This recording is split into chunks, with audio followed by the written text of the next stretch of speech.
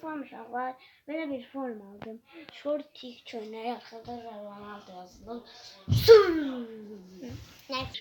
Salam uşaqlar, indi.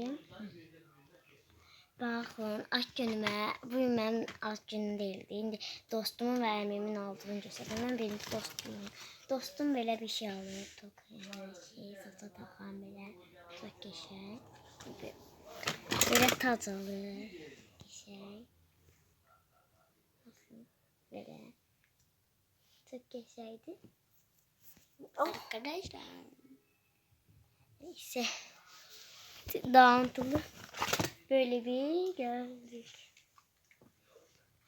Ama pembiş en sevdiğim renk. Mavi yaşlı. O yarım mavi yaşlı. Şimdi emmimi keçdiyinə. Baxın, belə bir slime var. Ətil var. İyi də qəşəngdir. Belə bir slime. Uşaqlar bir dəqiqə sakitdir. Nə edirik? Asmır. Yaxınlaşdır. Mən eləyim. Kətə. Sən nə? Çivi. İndi bunları düzəltəcək qəşəngcə. Biri belə qoydu. Sonra tacı qoydu. Baxın belə. Qoyduk.